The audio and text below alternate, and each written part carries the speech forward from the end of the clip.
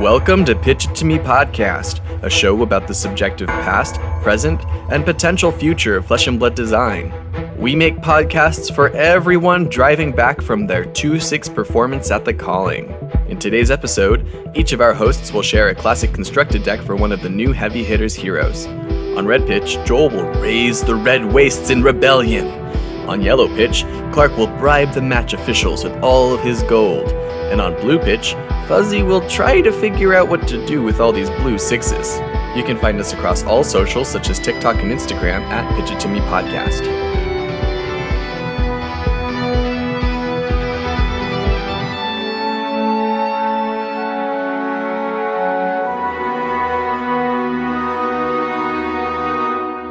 I'm Clark. I'm Joel. And I am Fuzzy. Welcome to the podcast. Today's episode, we prepare to enter the proverbial arena with 3 new decks designed around one of the new heroes from Heavy Hitters. So, we normally do our red pitch, yellow pitch, blue pitch, where we bring up entirely different ideas. But for today's episode, red pitch, yellow pitch, and blue pitch will be one of our hosts walking us through and kind of talking about, maybe even making some decisions about this new deck that they designed. This is kind of a first look at the new heroes. Yeah, we're all making different decks with Heavy Hitters heroes, and we were each assigned a different class at random. But we did get to pick the hero from the class that we got. Right. So Joel's going to be picking a warrior hero, Clark's playing a guardian hero, and I am picking one of the many brute heroes in the set. And I think that might be your first brute ever, right? I've definitely tinkered with like Rhinar and Blitz before, but Yeah. we're talking like budget lists where I just kind of took draft chaff and put it together. Yeah. We are also going to be making a larger content piece around this. We're going to be doing a round robin tournament with the Pitum hosts, where we're going to have YouTube matches of us playing the decks against each other, seeing who wins, who comes out on top. Yeah, I bet you thought that we were just making some decks and then throwing them aside just for podcast content, but no, we're milking it for all it's worth. We're going to be doing a foray into YouTube. We're going to be shooting videos based on us playing these decks together. We're getting our friend Han in on this. We haven't even asked him yet, but we know that he's going to be all in. He's going to bring in another deck from anywhere in the classic constructed format, so we got to be ready for anything because we don't even know what he's playing. He doesn't know what he's playing because he doesn't know we're doing this yet. Before we get into our red pitch, we want to fulfill a promise we made to you, our audience. A few episodes ago, we discussed allies in Flesh and Blood, and we asked you to send in your custom ally designs so that we could shout them out on the pod. We're super grateful for everyone who submitted a design, even the ones that we didn't pick for the show. Clark, why don't you talk us through the first one? Sure. So this very first design came to us from Garrett. Garrett, I think, found the podcast through our producer Talon and all the conversations they had about fatigue Riptide. Mm-hmm. And so he made an ally that was sort of designed to go along with it, give Riptide a little bit more power. So Garrett said, "Loved the new episode. Thumbs up. For my ally design, I would like a ranger one that is a hound. Maybe a plague hound from the pits for Riptide. That triggers on traps to give the attack -1 power. I like the idea of being able to trap someone and the dog runs in and bites them, weakening the attack." Which I think is also very, very cool. It's like a kind of a hybrid, right? He mentions it being for Riptide, but not like Riptide specifically, just that he'd like for it to be with Riptide and more oriented around the hybrid nature of the traps, which I think was cool. Hell yeah. And I also liked how it was an ally that gave defensive power rather than offensive power. Sort of playing on that idea that we were saying of we don't like allies sort of stacking up and providing too much value. This still would also require you to play a trap on the attack to activate the ally. So the ally's value is conditional and isn't constant in every single turn. I think it's a very neat design that works in some really interesting spaces, and I will like to see stuff like that. Awesome. Thank you, Garrett. I think I'm going to go next. User Prime Frog, or our friend Luke, he came up with an idea for a Shadow Illusionist hero that has a new mechanic called Obliviate that's used as a secondary resource. So when you obliviate a card, you take it from the banish zone and then remove it from the game completely. We're talking like back in the deck box, removed from the game. And the hero would be able to obliviate like 1 to 3 cards to summon an ally that when it attacks, it's destroyed, leaving behind a pile of bones. So you obliviate to create these allies that when they're destroyed, leave behind piles of bones. And then those bones could be then used to create really big super allies that have a set amount of attacks based on how many bones you're using. Oh. So it's this idea of slowly working towards bigger and bigger allies, but in this design, these allies have a set number of attacks. So it might be a really big dude, but it's only going to attack a few times. And in his vision, it makes sense that it's a shadow illusionist because illusionists' attacks shouldn't necessarily be around forever. The illusion falls away eventually. Yes, they should. That's exactly how illusionists should work. I find a lot of this idea really compelling. First of all, I like the idea of a new zone added to the game. The banish completely forever, no coming back zone. But then also the deck box zone. But then also these allies that take a really long time to make and they're really sick to have around once they're there, but they're still not around forever. They're not like completely winning the game on their own. It also reminds me of some of the new mechanics with Evos, like having to banish or destroy stuff like underneath it, so you kind of have to like build up your resources and then cash them in later. Yeah. So I like that secondary effect of like using the bones as a resource to have like these big dudes that you spent so long creating and keeping them around for like maybe 2 or 3 turns. Joel, what do you got? So my favorite one was by the new username Apercu or Apersu. It's a C. So but he says, "Hey guys, I listened to the episode and wanted to give input for an ally for Rangers, Riptide mostly. And I'll summarize it in a bit. It is basically a legendary aura or piece of equipment, like maybe a replacement for the Quiver, since Riptide can't really use them to the greatest effect. But it says when a trap triggers, generate a spider egg. And on your next like action phase, the egg turns into a spiderling. And these guys would like attack for 1 for free with Go Again. And unlike these other allies or Ashwings, they don't need to be attacked to disappear. Like you don't need to spend like action cards against them. They have this new like downside, so to speak, where you can stomp them, and stomping has Go Again, so you don't need to spend action points either. So, but every time you stomp them, you get one of like the disease tokens from outsiders.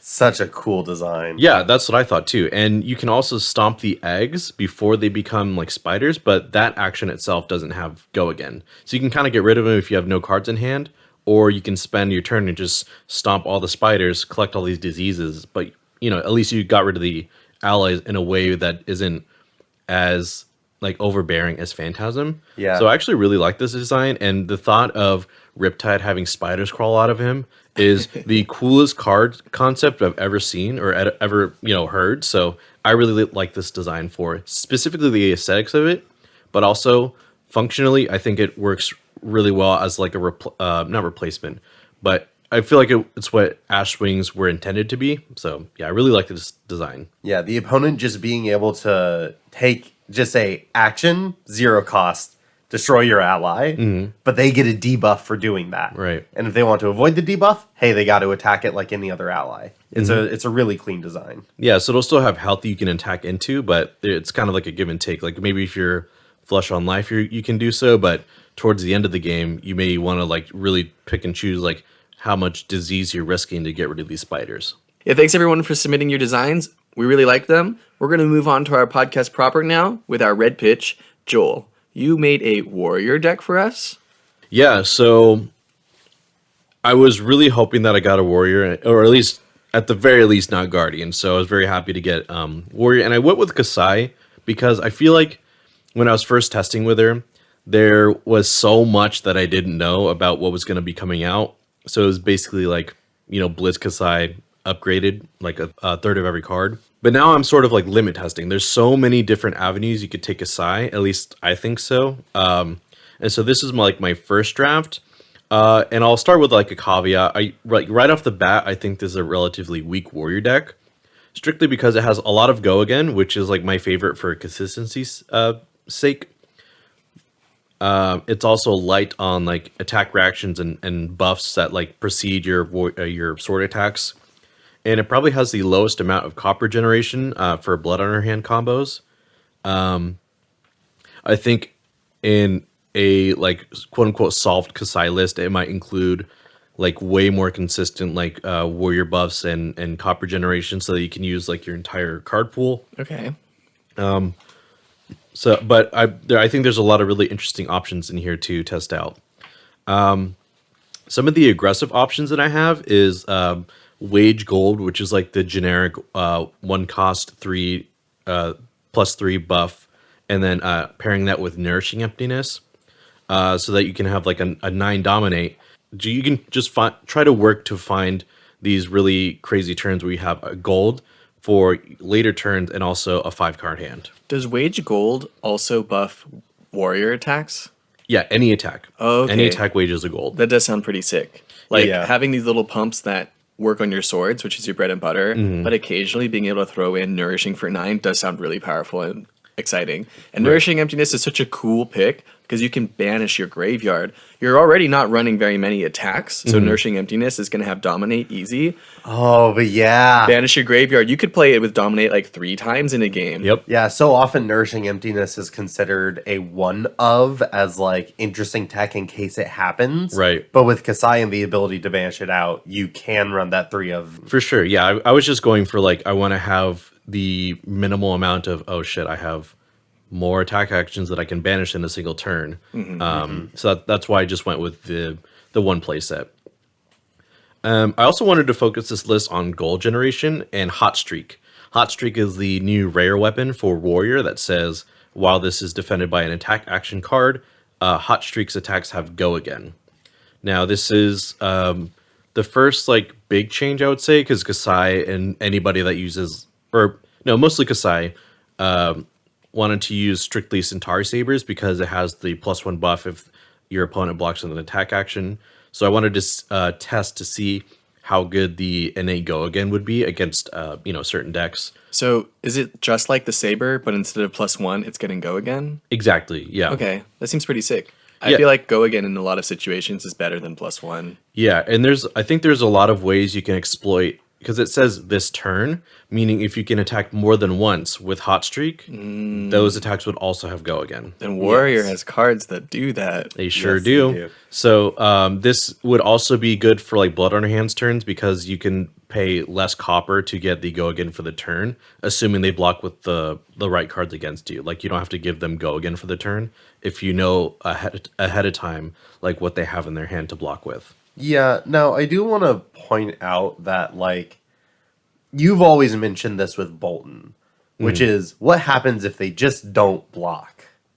Yeah, and I thought of that too. And this deck still has like 30 sources of go again. So Oh, wow. So I'm always, or I'm statistically more likely to have lots of sources of go again, so that I'm not relying on this. But like if I don't have to spend a card, or if I find a way to get an extra, like you can attack an additional time, then it's just like win more, I guess you could say. Yeah, I really only see that being reliable in very late game situations, or I suppose these like Blood on Her Hands turns where you have enough coppers to let you attack twice, but not enough to provide go again multiple times. Yeah, that's exactly what it's there for. Like in the end, I want this list to spend the mid and early game setting up and creating a lot of gold, and then late game when I can play like raise an army for like 4 or 5 dudes, I can draw a card, attack with Hot Streak, force them to block,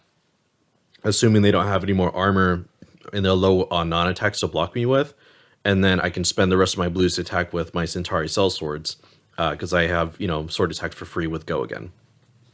I like that idea of like you can give it go again if you have to, but if they choose to give it go again, you can just tuck that go again card in your arsenal and use it later. Right, because most of my attack reactions to give go again are Blade Runner or Run Through, so I very much have the agency to see like what their initial blocks are, and then I can choose what to do from there.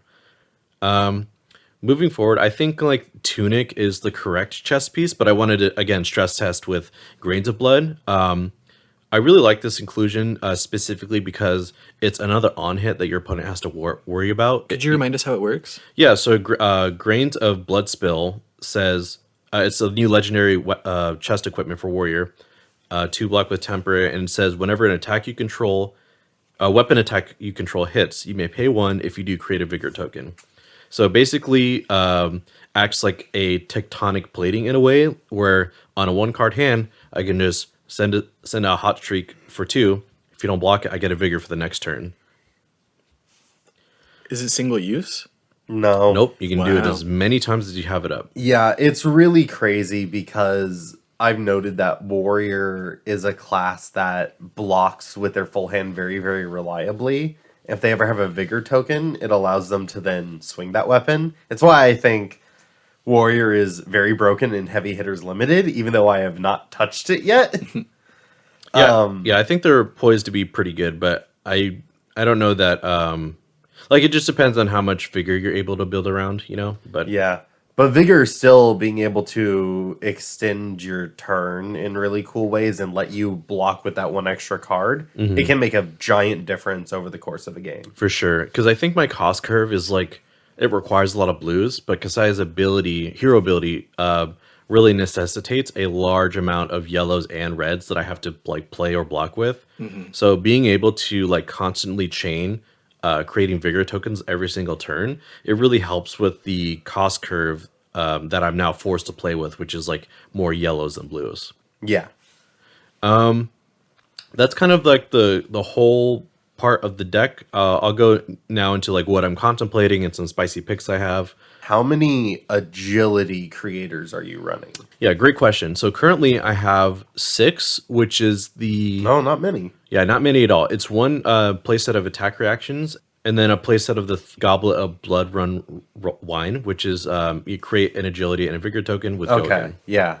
So that's a great question because it goes into my next point, which is like I have Edge Ahead and Lead with Speed in the maybe board, and both of those create more agility tokens because while I have a lot of Go Again enablers, not all of them buff, and the cards I just mentioned do. Like Edge Ahead and Lead with Speed both give +3 and give an agility token. Yeah. So those may replace some of the other cards that I'm running strictly for Go Again to make my deck a little bit more like threatening on a turn-by-turn basis. Because again, it's a very weak deck so far. It doesn't have a ton of like power increases.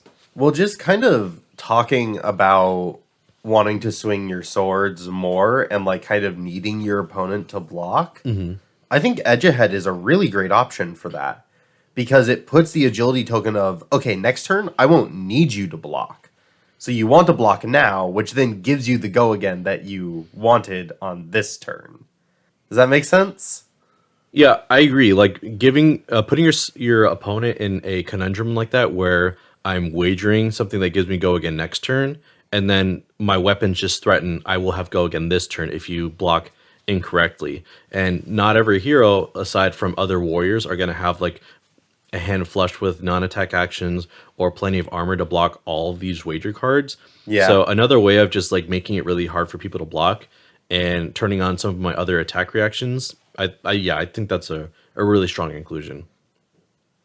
Lastly, I have blue and reds of Draw Swords, which is a 3-cost non-attack that buffs your weapon like +3, 2, and 1 and draws you a card. And I like this because it basically filters your worst blue in hand, turns on your hero ability, and maybe draws you into a bit more cards. I don't like it specifically because it's random and it just offers too much RNG. Like if I draw another The draw red, is random. yeah, exactly. So I was contemplating the yellows just to have more yellows engrave and another way to capitalize on drawing and Kasai's hero ability, but I'm still not completely sold on it. Well, what I like about Draw Swords is actually its ability to combo with Grains of Blood Spill. So with Grains of Blood Spill, you oftentimes have a Vigor floating at the start of your turn, and then if you keep a 2-card hand of Draw Swords, that sword attack is free, which means that one floating Vigor is threatening another floating Vigor. Oh, that's interesting. Once again, encouraging the opponent to block. Yeah. And that one resource could be used on maybe an attack reaction. Yeah, like a Blade Runner or something. I saw that you had Rainbow Blade Runner in this Yeah. list. And so if you are managed to draw that Blade Runner, now all of a sudden okay, there's that go again and a pump onto the next one. Like, I think you can really get very large 2-card hands out of this card. That's actually a really good idea.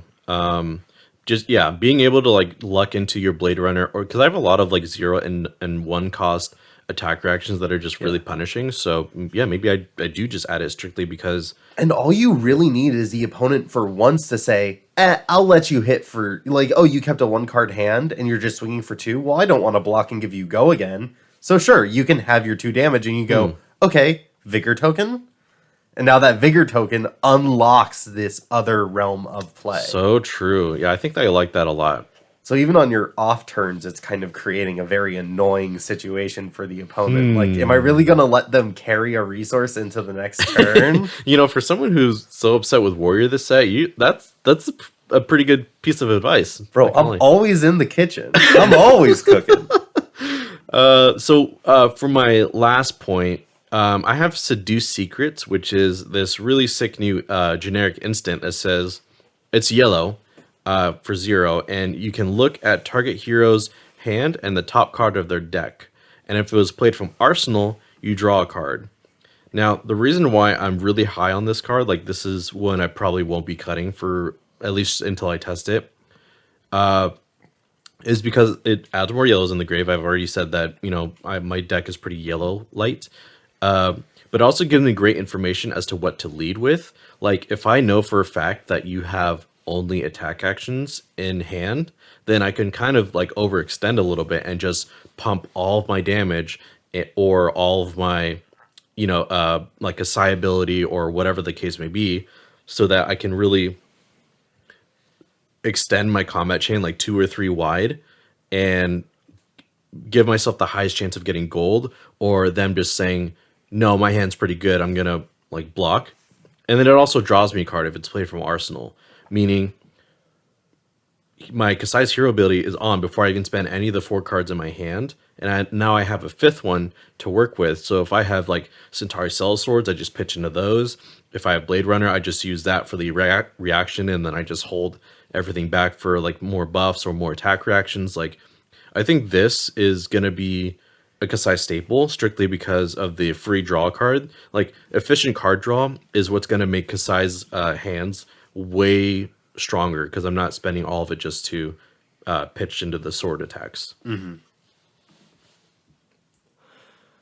sorry I'm not saying a whole lot here, Joel. I feel like I'm not as familiar with Warrior. I did see one inclusion that you didn't mention that I really like, and that's Gorganian Tome. That's just always been a pet card of mine. I love that card so much, and it makes a lot of sense in Kasai, where you just play it to draw, and just by cantripping, you've made your swords free this turn. And that feels really fun and strong. Yeah, I like that card too. I mean, I think Gorganian Tome and Seduce Secrets function very similarly. Right. Where I just want to draw a card, see what I can get, but ultimately it takes off a lot of pressure off of my hand, so I can pay into like Grain of Blood Spill, into Hood of the Red Sand, like Kasai's new helmet, Iron Sun versus, like all these extra resources like that I'll be getting throughout the course of the game. I'm sure it opens up lots of play lines. Yeah, exactly. So that's what I want to test with these 2 cards. Like, even though they seem like a little bit like RNG dependent, I think they could, help Kasai turn in from this mid-range gameplay into, okay, I'm going to explode right now,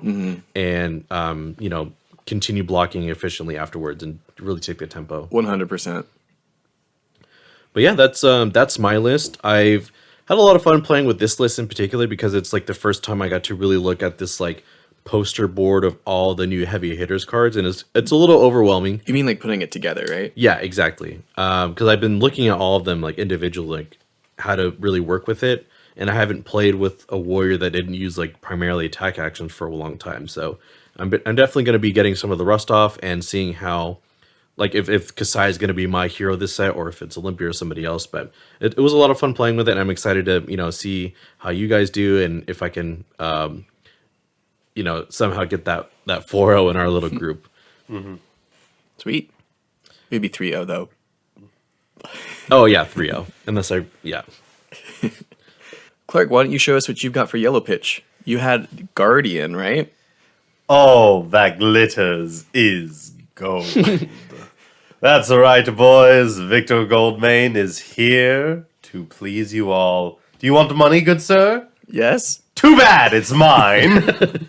That's right. The whole point of my deck is Victor Goldmane getting money, money, money, money, money. Yay. Fuzzy says as he rubs his eyes in exasperation. So, first off, I kind of want to lead with, while I built this, I stopped and I thought to myself, wait, Betsy's better. And I do actually think that Betsy is just the better hero right now with the cards that we have. But I still think Victor is really cool and flavorful. He's worth a look and he's worth a build. So I really built this deck around clashing and getting lots of extra value from blocking 3. So normally what Guardians try to do with their defense is block so well and so efficiently and just like play the math game that they're doing great with like the raw numbers in the bottom right and the bottom left. Mm-hmm. This is a little bit different. When I block for 3, I'm going to clash, and that clash is going to give me 2 or 3 more points of value, and that's what I actually care about. Now my block 3 just actually generated 6 value. That's what I want. I'm here for it. I'm listening. So, I grabbed the highest powered blues as possible, and I'm going to be using Vigor tokens to reduce the overall cost curve, and Might tokens to get 2 and over break points from these clashes. It's not going to be the easiest thing, because without Bravo and without Betsy, you're losing access to the evasion that those heroes provided, which is a very powerful aspect of their characters. And Victor just doesn't have that. What he does have is gold tokens, which let him draw cards, which lets us use Pummel! Oh, Pummel. Now, should I tell you guys that I'm running Pummel? Yes, it is coming. Those 2 resources and card arsenal is Pummel. Be afraid. Be very, very afraid. It is Guardian. When is it ever not Pummel with Guardian? With Clark. Yeah. So an interesting card choice that we can talk about. Performance bonus. I am running 3 red performance bonus to act as a kind of better snatch in this deck. Yeah, because on hit they make the gold. When Victor makes gold, he draws a card. Exactly. And they have Go Again when you play them from Arsenal. Making them better than snatch. Guardian with Go Again. Guardian with Go Again.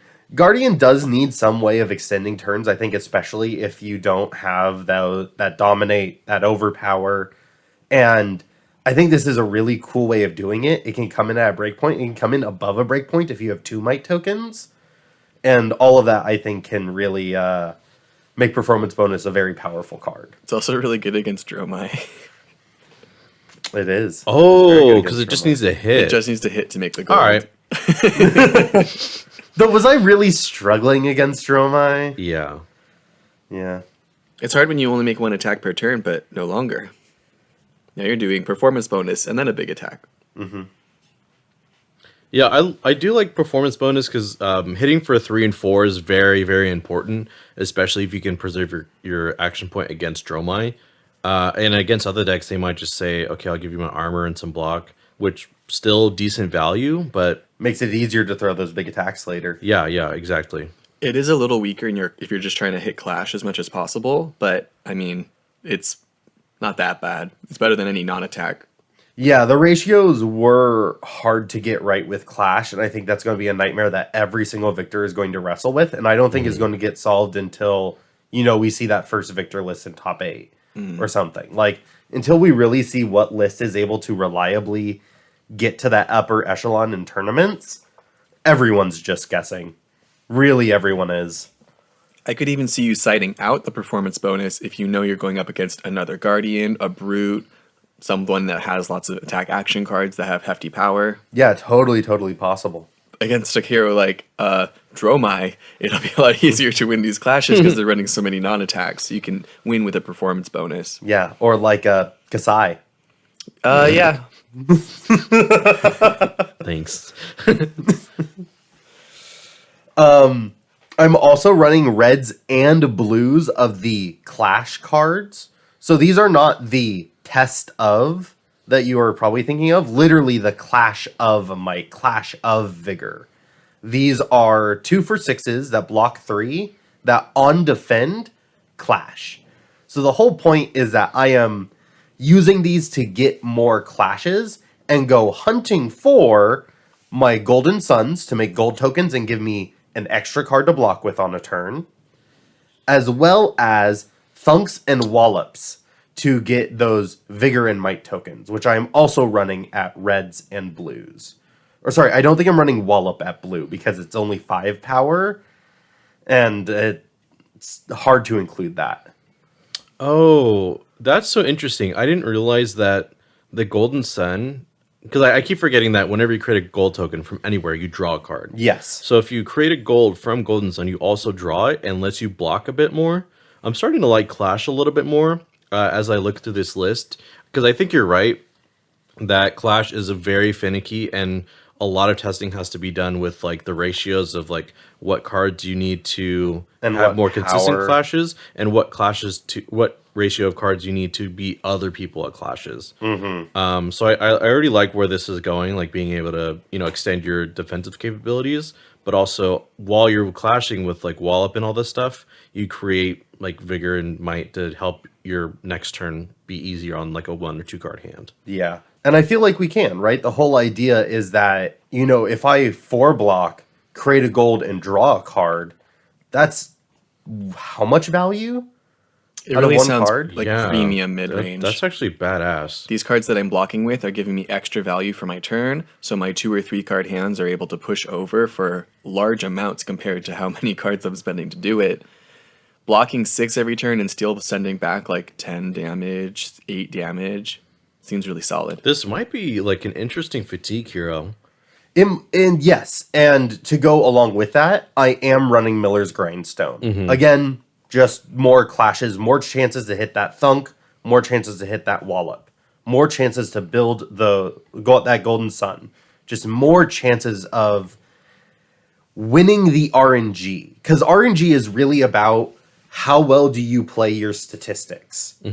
And you play your chances, and you make the choice when it's the right choice. It's really hitting me how much value you can get defensively here. I know you opened with that from the gate, but you have not just the clash cards where when you block with them, you clash and you could get might and vigor that way, but you also have cards that when they're revealed from a clash, they make might and vigor tokens. So you could be making 2 tokens because you blocked for 3. Yes. That's 5 points of value. Insane, yeah. Or if you double up on the block cards, you can get even more value. So if I block with a clash and the test of strength for 7, let's say, and then I reveal a thunk off the top, I create 2 might tokens from the clash of might and the thunk, then I clash again, make a gold token, draw that thunk. Oh, yeah. Oh. Now, I saw this play during the Calling Queenstown. I saw someone playing a Victor draft deck that was really, really strong in the top 8, and I saw that happen. And so stacking your clashes in the right way, it's insane value. But occasionally you're going to be giving your opponent these vigor and might tokens, unfortunately, which sounds like a really fun game of Flesh and Blood. Oh, I think Bravo is an auto lose. We're not running any of those defense reactions. His Dominate is just going to go right over the top of us, and he's running more higher powered cards in the red slot. And all of that means that I really just need to look out and hit, because Bravo does run a good amount of non-powered blues. Yeah. Right? Terra Sunders and Showtime. Yeah, there's one more. I think there's a lot of them off of this, but Imposing Visage is a card that some of them run. Bravo could always take out a lot of those cards in sideboard. Well, some of them in order. They don't have a lot of blues in sideboard. They like to keep their blues fairly regular, but just the fact that their reds are higher powered than my reds on average, it's going to hurt with that. Yeah. Which then led me to my first of the maybe boards. Primed to Fight. If I'm really playing around getting these Vigor tokens and these Might tokens, Primed to Fight seems like a really great include, but I couldn't find a lot of space for it. When I'm running red Thunk and Wallop, red Clash of Might and Clash of Vigor, I need to have wage gold. I need to have money where your mouth is because I need these gold generators on offensive turns to make sure that I'm like keeping an arsenal, keeping nice 5-card hands. It starts getting really difficult to find space for some of these attacks. Could you remind us what Prime to Fight does? Prime to Fight is a 5-cost red majestic with 9 power.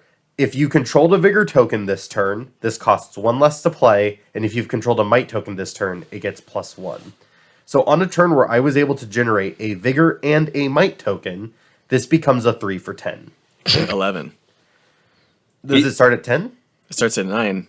It gets +1 from the Might token. Right. It gets +1 from the effect. Oh, wait. So yeah, 3 for 11 if I'm able to get a Might and a Vigor off. That's kind of sweet. It's really sweet. It seems like it was built for a deck like this, but I can see what you're talking about, how this deck list is so tight. It basically built itself, right? Where maybe you could go down to like 2 copies of Pummel instead of 3.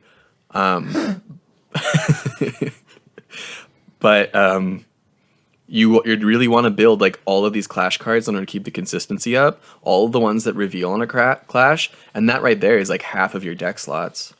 Yeah. I could argue to take out like wage gold or money where your mouth is. I was just going to suggest wage gold, yeah. Yeah, they are in there because I think gold generation is going to matter, especially in those lists where you are losing clashes. For sure. The ability for me to like reveal a thunk, I think you have to win to get the Might token, so it wouldn't be that. But then having to break a gold to like shuffle away their card and like try again. Like, that's one of the most powerful aspects of Victor's ability, and getting gold is a really important part of that. Plus, again, the extra draw card to let you arsenal, to let you do the things better, like, it's really strong. But it is an option. It's something I'll definitely consider. Another sideboard option I was considering, based on how hard I want to go on mill, Stacked in Your Favor. This was a card that a lot of people were talking about. It's a 2-cost red rare. It does come in rainbow. It has Go Again, and it's an aura. Your attack action cards get +3 defense while defending. At the start of your turn, destroy this, draw a card, then put a card from your hand on top of your deck. This sounds like Stonewall Confidence, but just better. Yep. It's a better Stonewall Confidence, and if I want to run a nice fatiguey deck where I just run nothing but 3 blocks... Every 3 block becomes a 6 block. What would you be putting on top of your deck? I don't really know. I think the intention is for clashes, but you don't really clash offensively very often. Yeah, all your Clash... I guess the only Clash card would be like Miller's Grindstone. They have to block out Miller's Grindstone after you pop that card. Yeah. But you wouldn't really want to just swing with your weapon in a situation where you just gave yourself the defense in order to keep cards in your hand. Well, notably, if I need the blue to swing with Miller's Grindstone, I get to keep my red, not block with that nice red attack. And then when I draw the card, I get to put the red on top, keep the blue in hand, and then use the blue to throw Miller's Grindstone, knowing I have my nice red attack on top. Yeah. Oh, and they won't know either, so they kind of have to like assume that you put a fat red attack on top. Or like the Golden Sun. Yeah, or the Golden Sun, yeah. Yeah. I think anytime you play play this card, they're like, I feel like blocking. Yeah. Or the Vigor or the Thunk, right? Just the fact Yeah. that it can guarantee that clash on Miller's Grindstone. Like, maybe that's all you need to play for, is just getting those clash values off of Miller's Grindstone. And just run 2 Miller's Grindstones. Maybe that's the play. You just use one until it gets to 0, and then you Yeah. use the other one. That's funny. Yeah. Because don't forget, Mights also trigger on weapon attacks. It definitely feels like Stacked in Your Favor is meant for Victor, kind of. He's in the art after all, but I don't see it working super well in your deck. Yeah. There's a lot of cool ideas in here, Clark, and I really like how one-note it is. Like, it's a very focused deck list, and it's focused on new mechanics that we haven't seen before heavy hitters. It's a fresh take on Guardian in that aspect, even though it feels like a very classic Guardian game plan. Yeah, and I imagine like with all of our lists, but this one especially, like it might devolve to like include less of the wager cards and more of like generically good Guardian cards. But still, I like this playstyle focusing on Clash to get the most value with Victor. So maybe it ends up being like you have Thunk and Wallop and maybe a few other cards, and then the rest of it is like your Spinal Crushes that get reduced by the amount of clashes you win. You'd still probably have Wage Gold since it's just creating gold tokens with a breakpoint. So I like it overall, and I think your inclusions are valid. But yeah, it would probably lose to Bravo, and it might eventually start looking like Bravo Light in the end. And I think that's like what competitive play will do. Like there are certain like conditions your cards need to meet. Yeah. But it's going to be fun in this project because again, you can try what you want as stress test the clash mechanic. All right.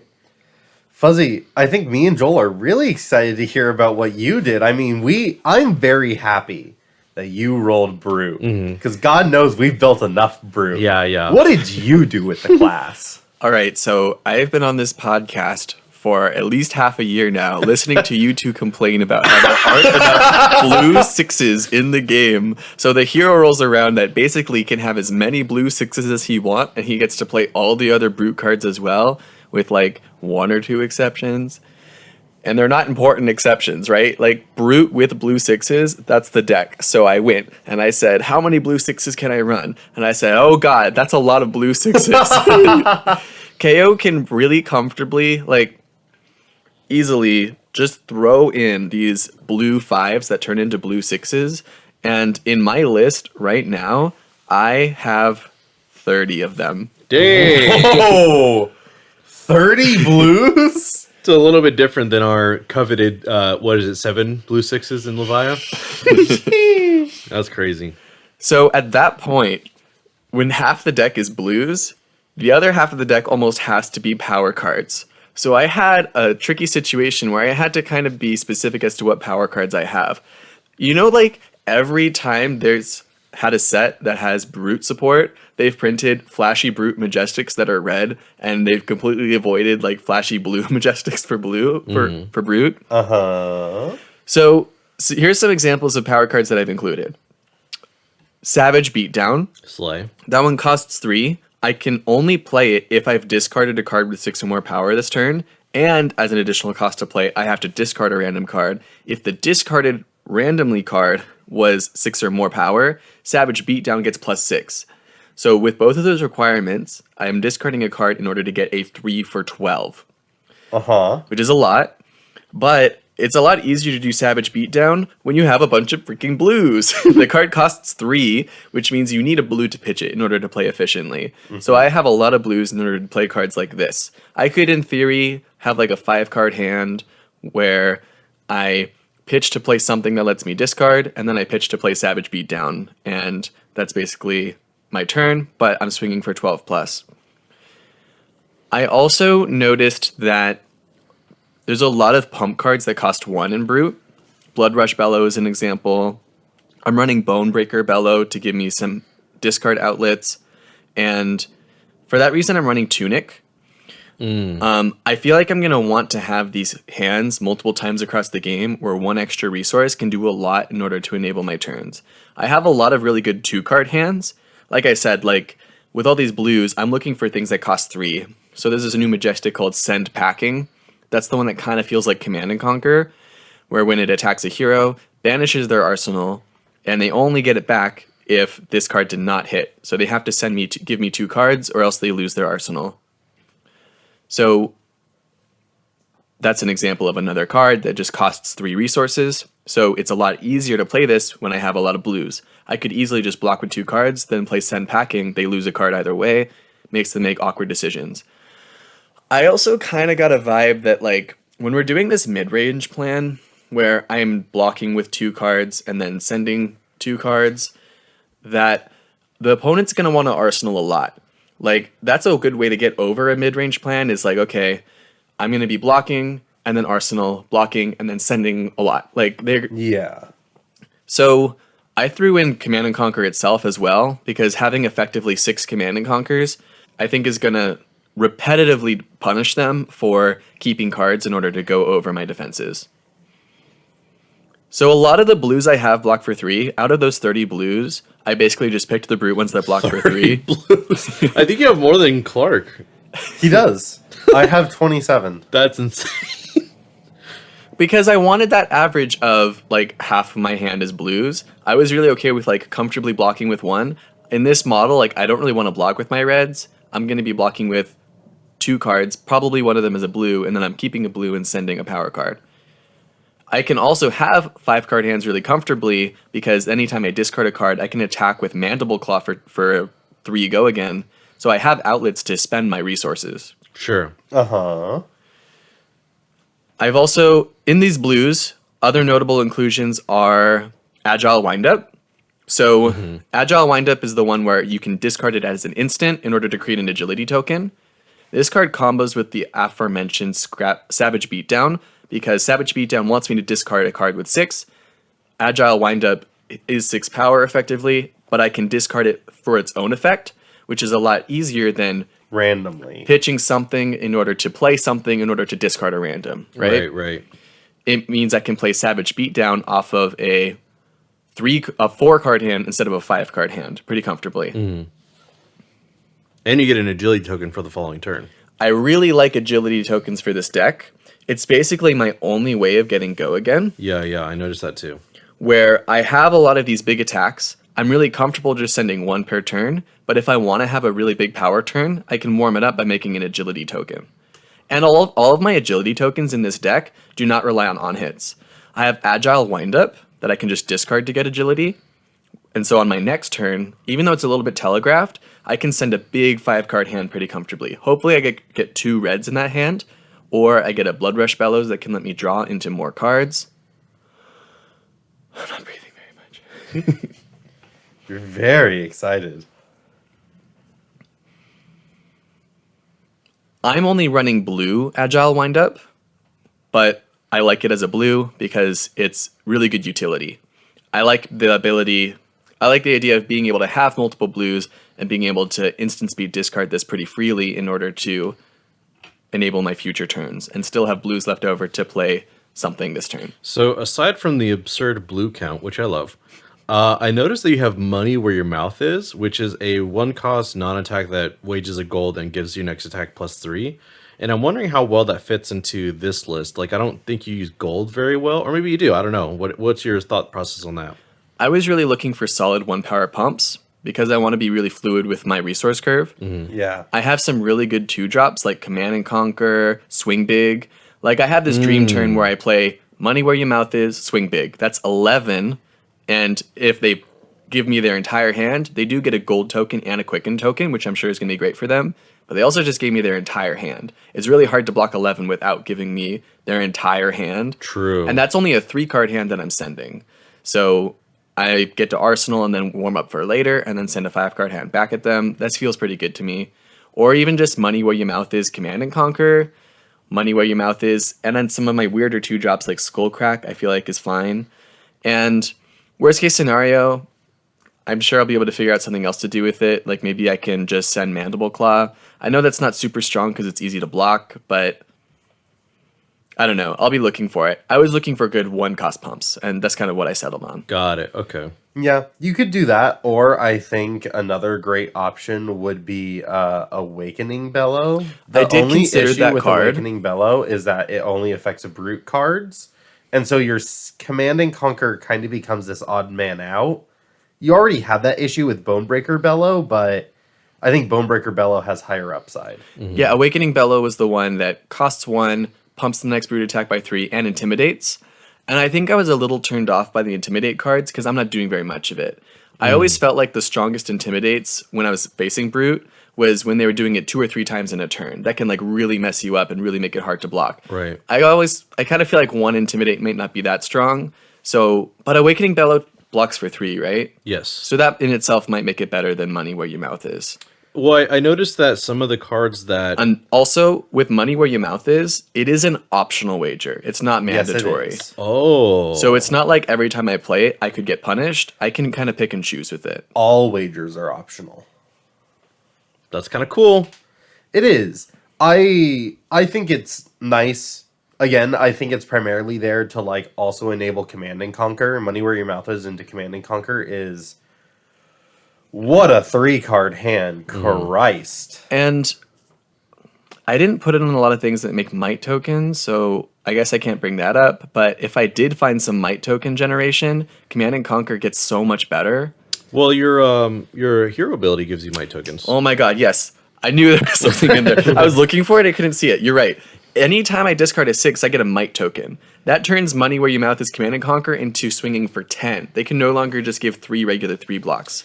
And they can't play any D-reacts either, so they have to do like fancy stuff. I'm sorry for speaking up. Money Where You Mouth, it just sounds fire in this list. Like, the modality... And remember, Send Packing is also basically Command and Conquer. Yeah, the modality of it, like adding +3 without like a downside to Send Packing and Command and Conquer, but also being able to wager with Swing Big, where it's really enticing for you to block fully, but if you do, you just give KO a 5-card hand.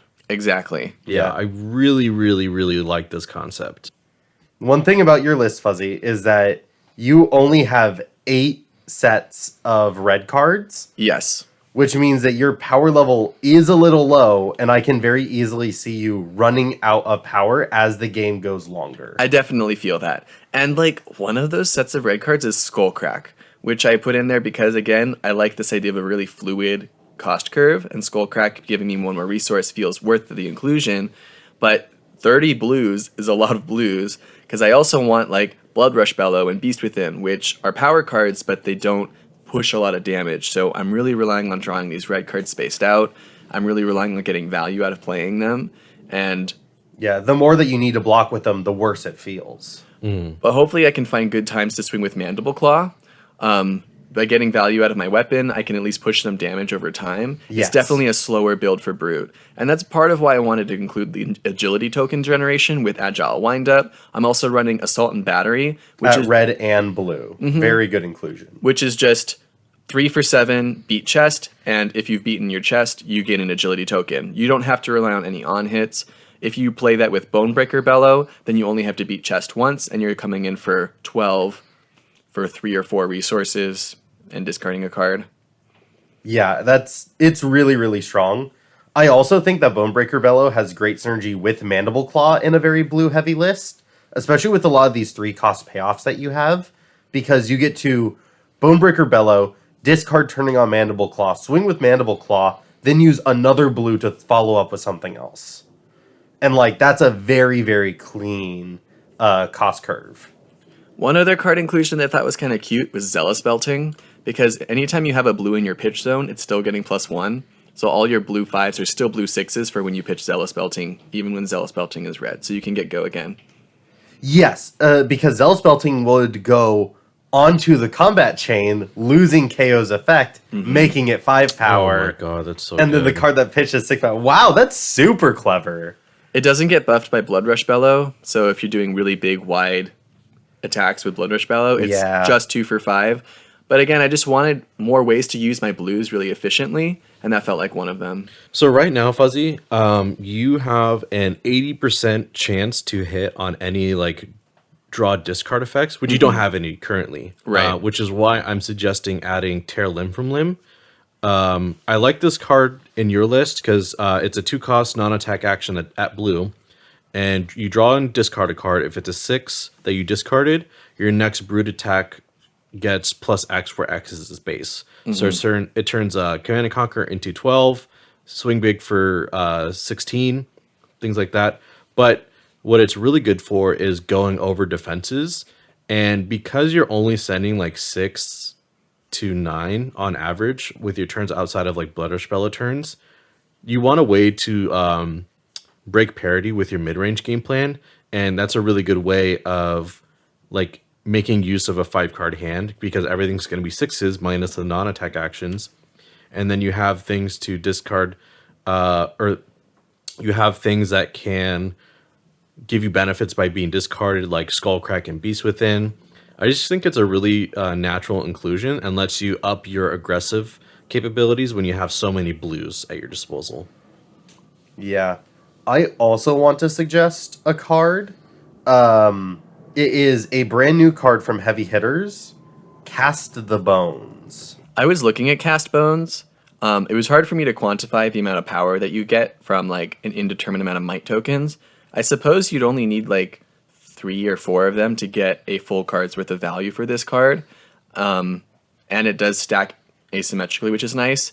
I was trying to avoid having like Too many whiffs. too many non-6 power cards in the deck, period, but I'm sure that would be worth considering. Well, I mean, honestly, that's what they do to brutes, and why brute deck building is such a mess a lot of the time. All of our power cards that are very exciting and fun to run and we want to put in our deck, they're all non-attack action cards that make our 6 counts lower. So you're always in a state of push and pull with that, of like, oh, I want to run these fun, interesting cards. Oh, well, they're hard to make work. Notably, this also doesn't have Go Again. I just realized that. What? It's just setting up for the next turn. Yeah, Cast Bones. Yes. But if you're looking to play a mid-range plan where you're blocking a lot, you're going to end up with some no-red hands where you don't really have something strong to throw. Fabrary has a wonderful little stats tool, and looking at the stats for your deck, you have a 14% chance of not having a single red in any given hand. It'll definitely happen sometimes.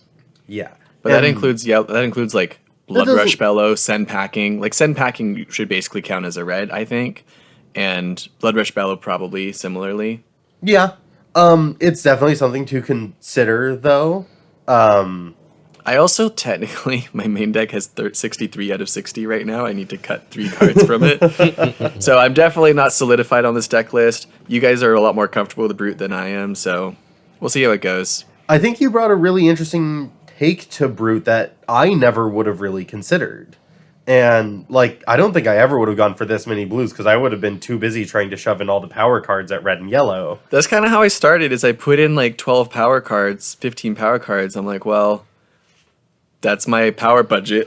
That's it. That's all I get. This has been a really refreshing look at a Brute list because it's like the mid-range game plan really speaks to me, and being able to have such a consistent deck with all the blues, man, I think your Blood Rush turns are going to be pretty good. I mean, even with like 1 Manable Claw, it'll still be pretty good.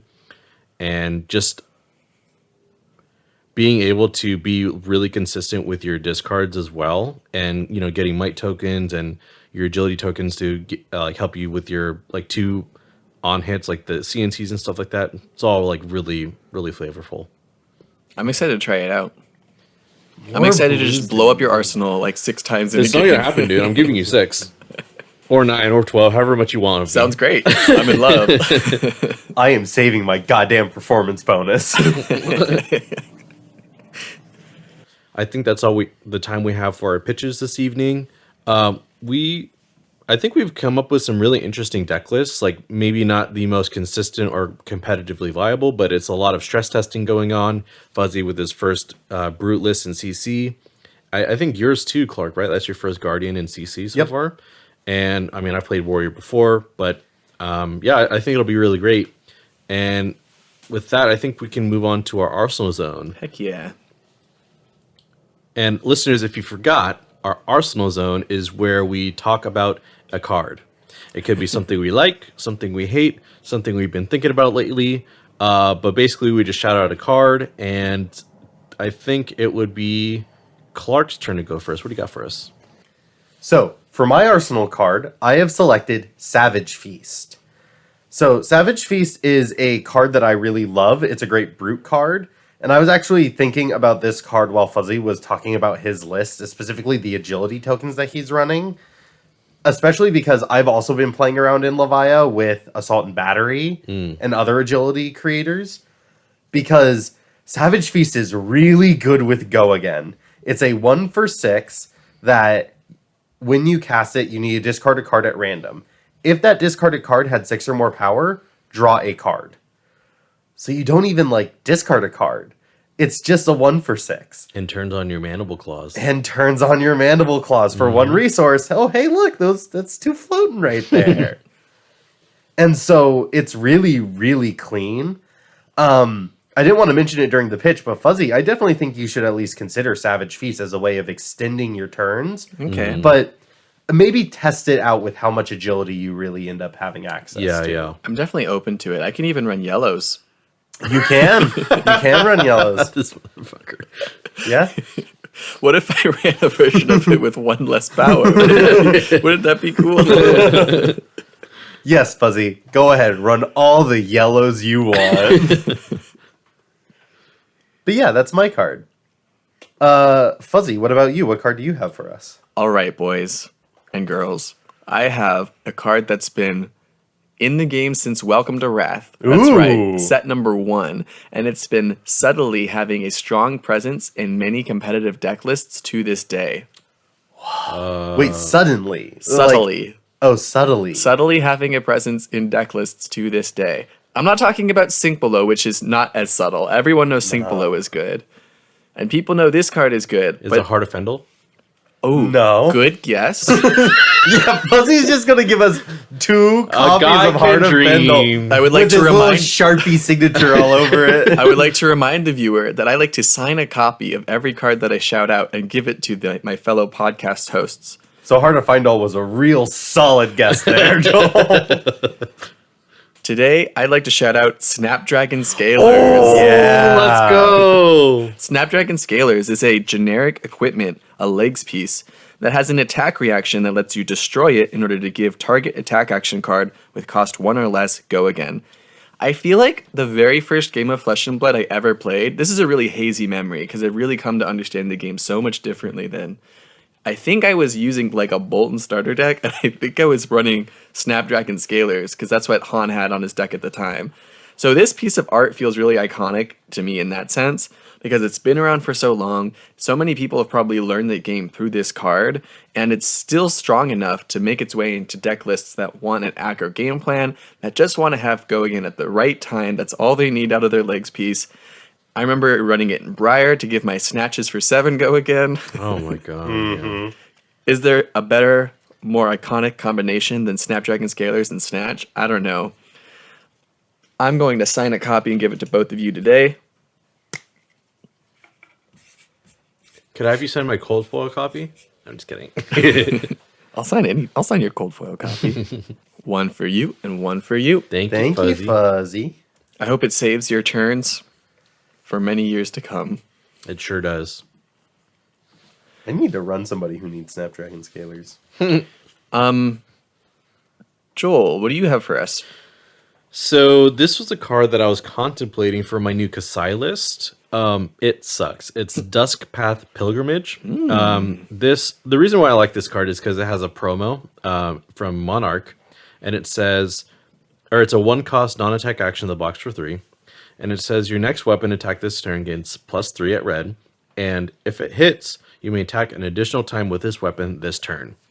I've really wanted to make this work in like every warrior deck I play, but it just never seems to make the list because it requires so many cards to make work. Like I still need to give the weapon go again. I need to buff it to a breakpoint that's relevant enough to where either my opponents like want to block it or like have to block it, and I can still react on top of it.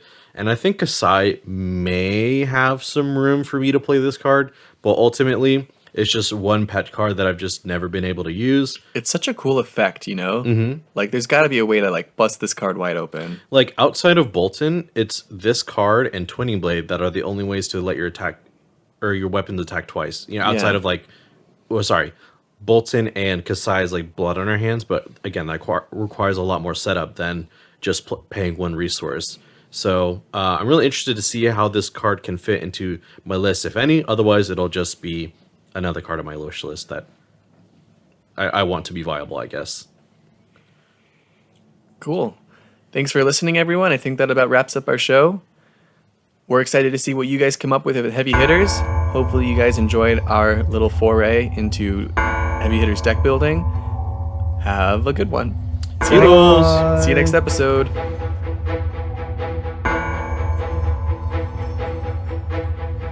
Pitch It To Me podcast is hosted by Fuzzy Delp, Clark Moore, and Joel Recinos. Executive producer, Talon Stradley. Music by Dillon Hulse. Logo by Han V. Sound mixing, Christopher Moore. And last but not least, you. Thank you for listening. Please give us a follow on your favorite social media platform at Pitch It To Me podcast.